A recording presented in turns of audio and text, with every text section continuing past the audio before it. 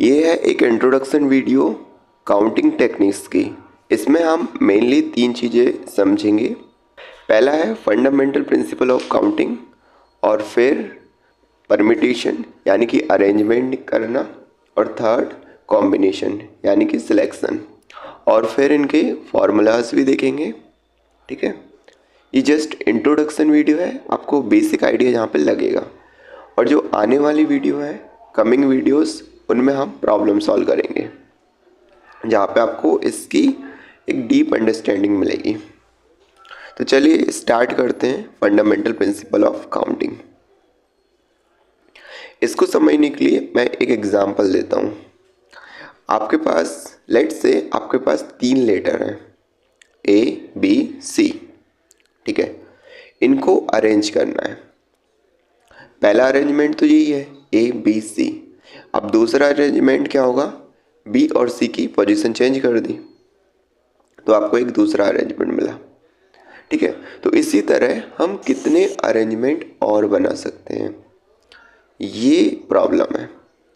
ठीक है, तो एक तरीका तो है हम डायरेक्टली इनको मैनुअली लिखें एक एक करके, जैसे कि मैंने ये लिख रखा है, तो इनको काउंट करेंगे और फिर इनको काउंट करो, 1 2 3 4 5 6, तो हमको टोटल 6 वे यहाँ पे मिल जाएंगे। 6 तरीके से हम इनको अरेंज कर पा रहे हैं। और दूसरा तरीका होता है फंडामेंटल प्रिंसिपल ऑफ काउंटिंग, उससे कैसे इसको कैलकुलेट करेंगे, आइए समझते हैं, जो कि बहुत इम्पॉर्टेंट है। अब देखना, यहाँ पे हमारे पास 3 लेटर हैं, इसलिए मैंने यहाँ पर 3 बॉक्स बनाए हैं, बॉक्स 1, बॉक्स 2 एंड बॉक्स 3। अब जो बॉक्स 1 है इस पर फोकस करो। हमारे पास 3 लेटर हैं, ए बी सी। इनमें से एक लेटर हमको बॉक्स 1 में डालना है। हमारे पास कितने तरीके होंगे, 3 तरीके होंगे।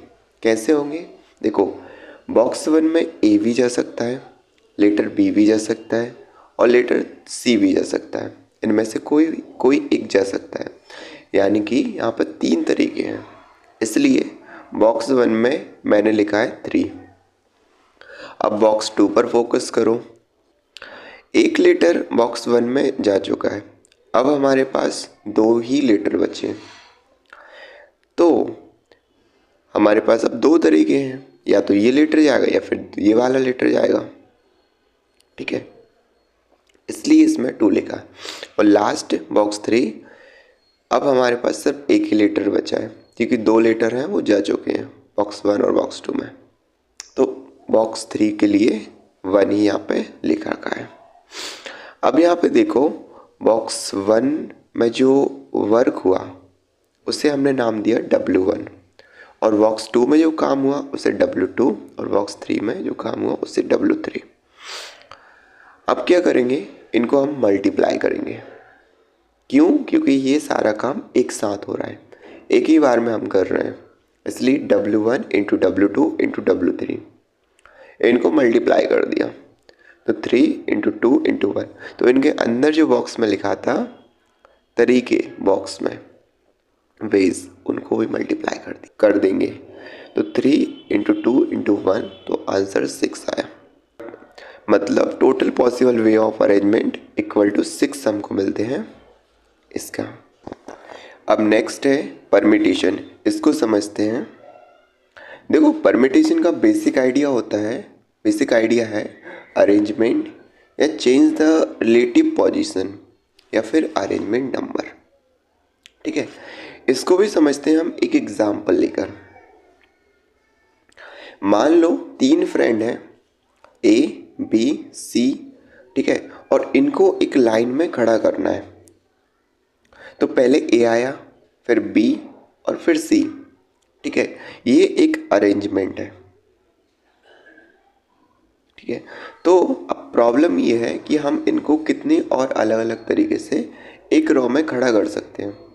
देखो, दूसरा अरेंजमेंट आपको कैसे मिलेगा, ए को मैंने आगे खड़ा करा, लेकिन बी और सी की पोजीशन चेंज कर दी, तो एक नया लाइन मिला, एक नया रो मिला हमको, ए सी बी। ठीक है, तो ये एक नया अरेंजमेंट है। ठीक है। तो ये कैलकुलेट करते हैं हम परमिटेशन से। बेसिकली परमिटेशन एक मेथड है जिसका यूज़ किया जाता है कि टोटल पॉसिबल अरेंजमेंट कितने हो सकते हैं ये कैलकुलेट करने के लिए, ठीक है। अब यहाँ पर एक और इम्पॉर्टेंट बात है, वो भी जानो। ऑर्डर मैटर करता है, ऑर्डर मैटर करता है। देखो ए बी सी एक अरेंजमेंट है, ठीक है।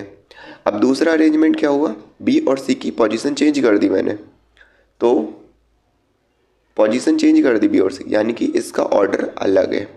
फिर तो डिफरेंट ऑर्डर है, यहाँ पे अलग अलग अरेंजमेंट है, ठीक है। तो एक परमिटेशन होगा।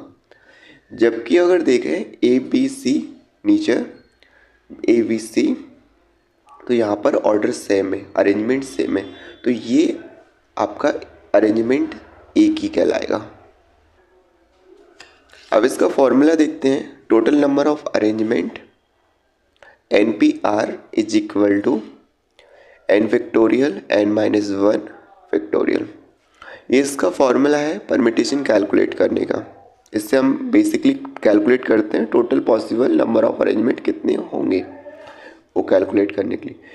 ये बेसिकली एक इंट्रोडक्शन वीडियो है। इस फॉर्मूले का कैसे यूज़ करना, क्या करना है, ये सारी चीज़ें हम प्रॉब्लम सॉल्व करेंगे तो वहाँ पे देखेंगे, समझेंगे।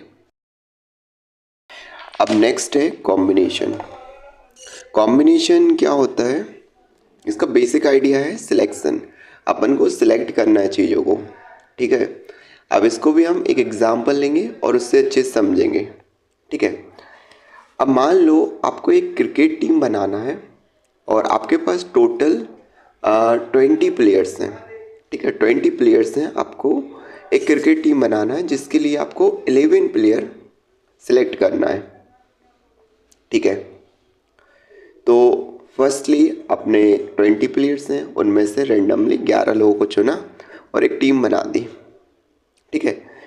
लेकिन 20 में से 11 गए तो अभी भी 9 प्लेयर एक्स्ट्रा बचे हुए हैं, ठीक है। अब क्या किया, जो आपने सेलेक्ट किए थे उसमें से कुछ हटा दिए और कुछ नए प्लेयर्स ऐड कर दिए, तो यहाँ पर एक नया सिलेक्शन आपको मिला। तो पहले आपने एक सिलेक्ट किया था, ठीक है, उसमें से कुछ मॉडिफाई करा, किसी को हटाया, किसी को और ऐड किया, तो एक नया कॉम्बिनेशन बना। इसी तरह दोबारा आप करोगे, किसी को हटाओगे, किसी को और ऐड करोगे, तो वहाँ पर एक नया एक और कॉम्बिनेशन बनेगा। तो इस सिलेक्शन करना, सेलेक्ट करना, इसे हम बोलते हैं कॉम्बिनेशन। तो कॉम्बिनेशन एक मेथड है जिसमें हम कैलकुलेट करते हैं कितने नंबर ऑफ कॉम्बिनेशन बन सकते हैं, ये कैलकुलेट किया जाता है इसमें। इसका फॉर्मूला देखो, that is important. NCR is equal to n factorial upon r factorial n-r factorial. अब ये फॉर्मूला कैसे यूज़ करना है, क्या मतलब है, आने वाली प्रॉब्लम सॉल्व करेंगे, वहाँ पे अपन इसको अच्छे से समझेंगे, जानेंगे। ये वीडियो जस्ट इंट्रोडक्शन वीडियो है, जहाँ से बेसिक आइडिया आपको लगेगा। जो काउंटिंग टेक्निक्स है, इसकी डीप अंडरस्टैंडिंग जब हम प्रॉब्लम सॉल्व करते हैं, प्रॉब्लम सॉल्व करेंगे तब आपको मिलेगी, ठीक है।